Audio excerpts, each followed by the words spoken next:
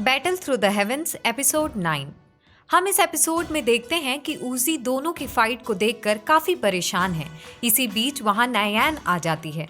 अब ऊजी नायान को उदास देखकर ये समझ जाती है कि नायान शाओयान को पसंद करने लगी है। वो उससे पूछती है कि क्या तुम शाओयान को पसंद करती हो। इस पर नायान कहती है कि नहीं तो मैं उसे पसंद नहीं करती। लेकिन हम अच्छे से जानते हैं कि नायान झूठ बोल रही है और वो शाओयान को पसंद तो करती है। अब उसे उस फैसले पर बहुत गिल्ट है कि उसने उसे जाने बिना ही उससे शादी तोड़ दी और उसके साथ बहुत बुरा बर्ताव किया। अब नायान इसी उदासी के साथ ऊजी से कहती है कि जब ये सब खत्म हो जाएगा तब मैं उस गेट के अंदर जाऊंगी। ऊजी उसकी बात सुनकर कहती है कि तुमने ये बहुत अच्छा डिसीजन लिया है, अब तुम्हें इस गेट के अंदर जाना चाहिए।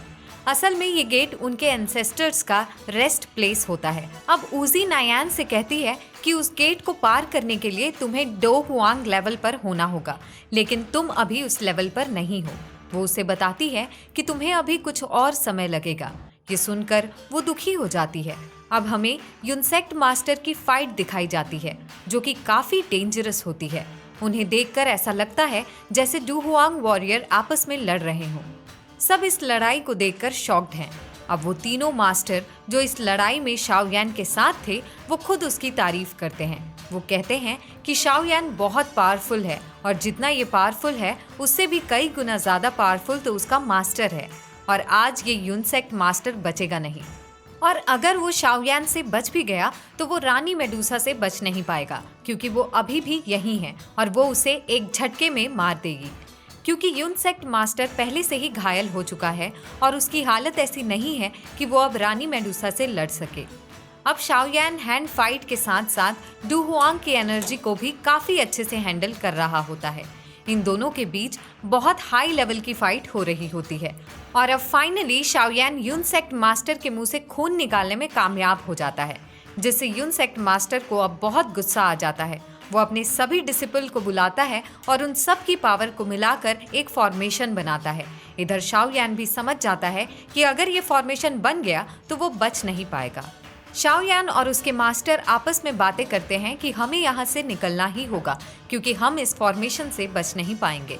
शाओयान के मास्टर को ये नहीं लगता कि रानी मेडुसा इन सब में उनकी कोई भी मदद करेगी। वो शाओयान के साथ कोई भी रिस्क नहीं लेना चाहते और अब वो शाओयान को वहां से जाने को कहते हैं और शाओयान भी अपने मास्टर की बात मानते हुए वहां से पीछे हटता है। अब वो अपनी तलवार को अंदर कर लेता है और वहां से जाने की कोशिश करता है, मगर यूनसेक्ट का मास्टर इतनी आसानी से उसका पीछा नहीं छोड़ने वाला था। वो शाओयान के पीछे अपनी एनर्जी छोड़ देता है। अब शाओयान भी अपने मास्टर की एनर्जी और टेक्निक का यूज करते हुए वहां से भागता है। वो अपने मास्टर की अलग अलग एनर्जी का यूज करता है और उससे बचकर भागने की पूरी कोशिश करता है।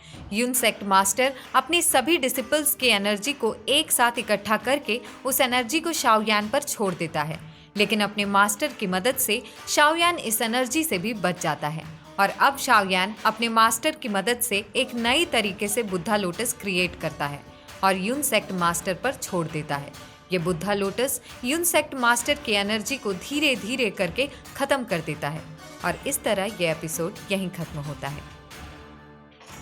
Battle through the heavens episode 10। हम इस एपिसोड में देखते हैं कि यूनसेक्ट मास्टर जो शाओयान पर बार बार अटैक कर रहा होता है, उसकी वजह से शाओयान की सोल पावर बहुत कम हो जाती है और वो रिकवर नहीं हो पा रहा होता। यहाँ बुद्धा लोटस भी सही से रिचार्ज नहीं हो पाता, मगर इसके बावजूद वो बुद्धा लोटस जाकर यूनसेक्ट मास्टर को लग जाता है और उसे बुरी तरह से जख्मी कर देता है। अब यूनसेक्ट मास्टर अपने आप को संभाल नहीं पाता और वो नीचे गिर रहा होता है। तभी उसके पीछे शाओयान भी जाता है ताकि उसे जान से मार सके, लेकिन इसी बीच वहां ऊजी आ जाती है और शाओयान को रोक देती है। ऊजी शाओयान से कहती है कि मैं भले ही तुमसे बहुत प्यार करती हूँ, लेकिन मैं यूनसेक्ट की इज्जत को दांव पर नहीं लगने दे सकती और मैं इस तरह से अपने मास्टर को मरने नहीं दूंगी। ये बात ऊजी शाओयान के एकदम सामने आकर कह रही होती है, लेकिन ऐसा करके उसे खुद को भी अच्छा नहीं लग रहा होता, लेकिन वो अपनी जिम्मेदारी से भी तो पीछे नहीं हट सकती थी। अब शाओयान कहता है कि यूनसेक्ट मास्टर की जगह अगर मैं होता तो क्या तुम फिर भी यही कहती? क्या तुम उसे आकर रोकती? ये बात सुनकर ऊजी चुप हो जाती है क्योंकि उसे शाओयान की बात काफी लॉजिकल लगती है। वो इस पर उसे कुछ नहीं कह पाती। अब शाओयान वापस से यूनसेक्ट मास्टर की तरफ जाता है ताकि वो उसे मार सके। वो उसे मारने ही वाला होता है कि तभी दोबारा ऊजी वहां आकर उसे रोक लेती है और उसे अपने बातों में लगाने की कोशिश करती है। इसी बीच वहां यूनसेक्ट मास्टर शाओयान के पीछे से अटैक कर देता है। अब इस अटैक से शाओयान दूर जाकर गिरता है। यूनसेक्ट मास्टर ऊजी को ऑर्डर देता है कि तुम जाओ और जाकर शाओयान को खत्म कर दो और इसकी जितनी भी पावर है उसे भी खत्म कर दो। अगर हमने इसे आज छोड़ दिया तो ये कल को हमारे पूरे यूनसेक्ट को तबाह कर देगा।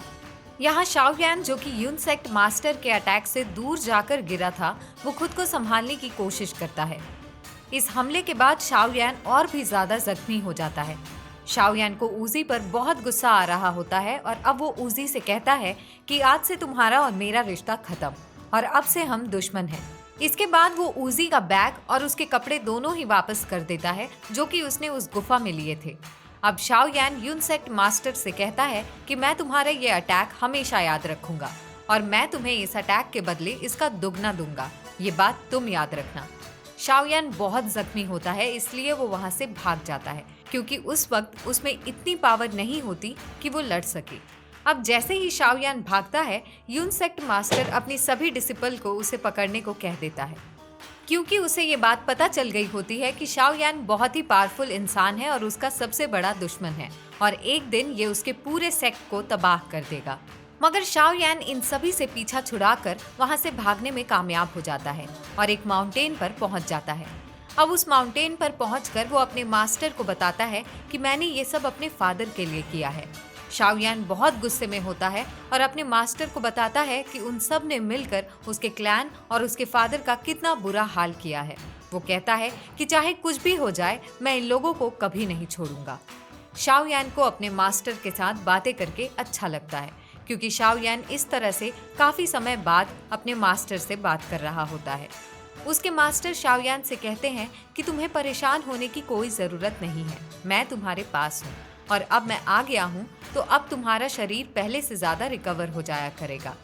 लेकिन आज तुमने 2 बार बुद्धा लोटस का यूज किया है, इसलिए तुम्हारी हालत ऐसी हुई है और तुम्हारी एनर्जी इसी की वजह से इतनी कम हो गई है और इसी कारण मेरी भी एनर्जी कम ना हो जाए और मैं कहीं दोबारा सोने ना चला जाऊं।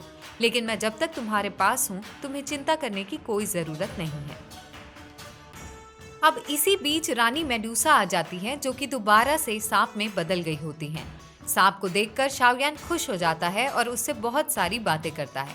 शाओयान उसे खाना खिलाता है और उससे कहता है कि तुम बहुत अच्छे हो।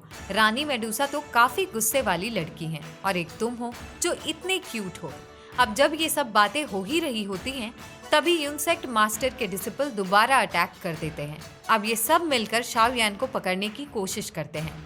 शाओयान की स्पीड बहुत तेज होती है तो वो अब इन सब की नजरों से बचकर फिर से गायब हो जाता है। वो अभी इन सब से लड़ना ही नहीं चाहता क्योंकि वो अभी इस हालत में नहीं है कि अपने पावर्स का यूज कर सके। वहीं दूसरी तरफ हमें एक हॉल दिखाया जाता है। इस हॉल में बहुत से लोग यूनसेक्ट के खिलाफ बातें कर रहे होते हैं। इन सब की मीटिंग चल रही होती है और ये सभी अपनी अपनी राय रखते हैं। यहाँ पर यूनसेक्ट के डिसिपल भी कहते हैं कि शाओयान अब काफी कमजोर हो चुका है, इसलिए वो हमसे छुप रहा है। अब हमें शाओयान को दिखाया जाता है जो उन सब से बचते बचाते भागकर माउंटेन में जा पहुंचता है। तभी वहां मॉन्स्टर आ जाते हैं और शाओयान पर हमला कर देते हैं। शाओयान इस वक्त लड़ने की हालत में नहीं होता। इसके बावजूद वो अपनी तलवार बाहर निकालता है और उन सभी से लड़ने का फैसला करता है। अब वो सांप जो रानी मेडूसा है, वो जल्दी से जाकर उन मॉन्स्टर के सर के ऊपर बैठ जाती है और उन्हें कंट्रोल करना शुरू कर देती है। ये देखकर कि रानी मेडूसा उसकी मदद कर रही है, वो काफी इम्प्रेस हो जाता है। अब ये दोनों मिलकर एक जगह पर बैठ जाते हैं। क्योंकि वो बहुत जख्मी है, इसलिए उसे आराम करना है। तभी वहां उसके मास्टर आ जाते हैं और उससे उसके पिल के बारे में पूछते हैं जो कि उसने तैयार की थी। शाओयान उस पिल के बारे में अपने मास्टर को बताता है और अब शाओयान के शरीर को उसके मास्टर रिकवर करने की कोशिश करते हैं। वहीं दूसरी तरफ वो डिसिपल्स जो शाओयान का पीछा कर रहे थे, उन्हें ये बात पता चल जाती है कि शाओयान वॉरक्राफ्ट माउंटेन में छिपा हुआ है। लेकिन ये लोग उस माउंटेन पर नहीं जा सकते क्योंकि वो जानते हैं कि उस माउंटेन पर बहुत ही ज्यादा खतरनाक बीस्ट्स हैं। अब ये तो वहां नहीं जाते, लेकिन अपने मॉन्स्टर को उसे पकड़ने के लिए वहां भेज देते हैं और इस तरह ये एपिसोड यहीं खत्म होता है।